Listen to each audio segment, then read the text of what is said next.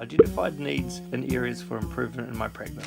The end of year data last year showed that writing for boys was generally low, especially when compared to girls' writing.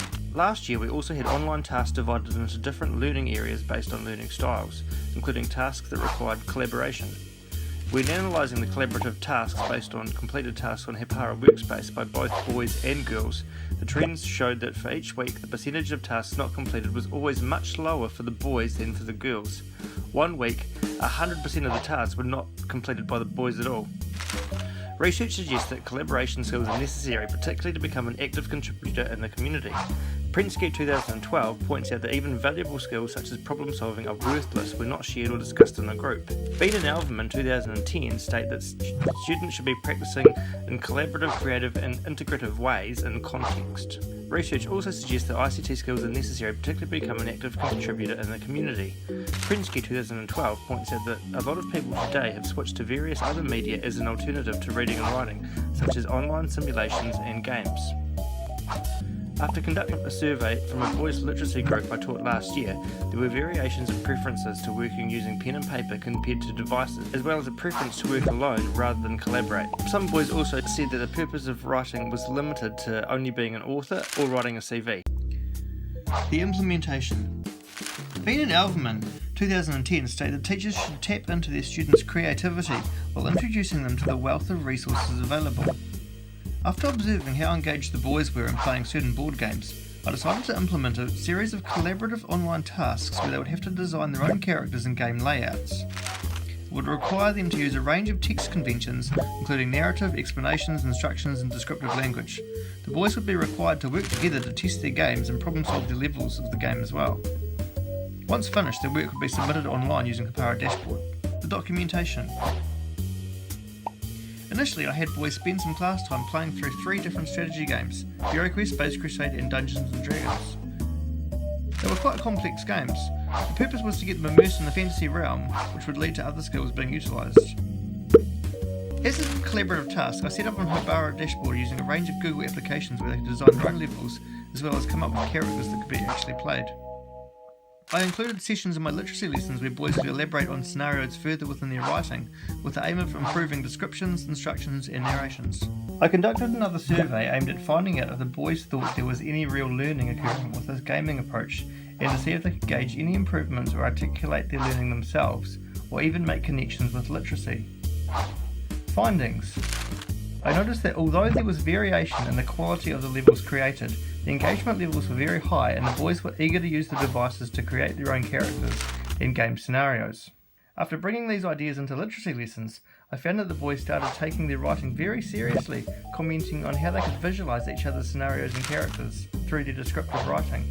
The boys used rich language and specific terminology to relate to imaginary worlds. After tracking the results of the activities submitted online, I was pleased to see that all of my target group had attempted the activities, with most submitting workable game designs and layouts.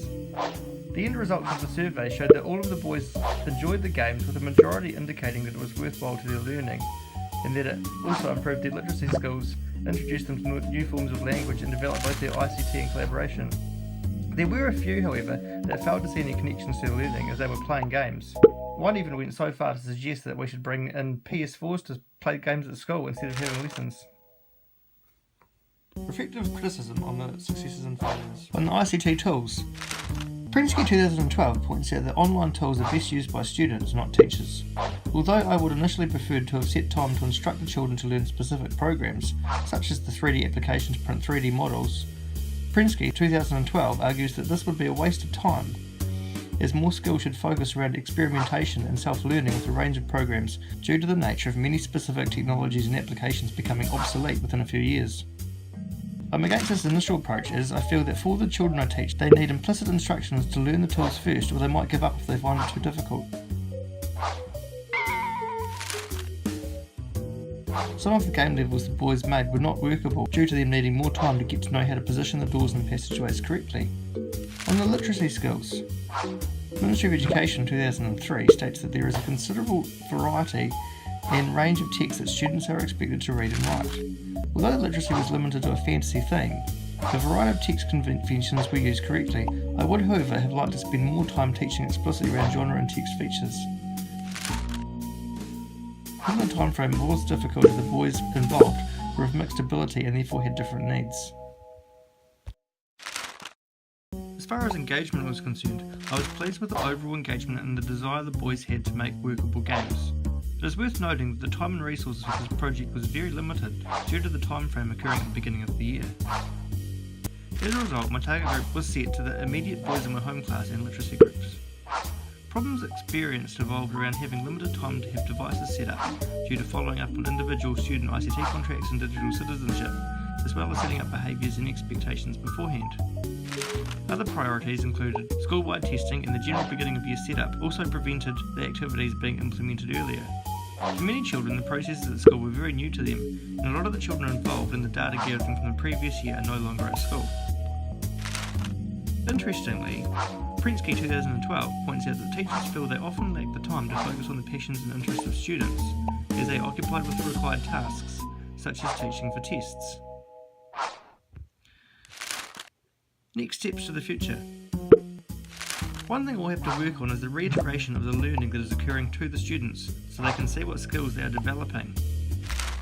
On a side note, throughout the initial immersion stages of the boys learning to play the game, the girls in the class became quite curious of what the boys were doing. They let me know this was interesting to them as well, so I gave them opportunities to have a session with the game as well. Although they were not part of my target group, I gave some more interested girls opportunity to create their own levels and characters as well, to which they completed happily. As a result of the overall engagement levels, we are currently as a team implementing the use and design of board games for our next unit of inquiry and topic focus. Thank you.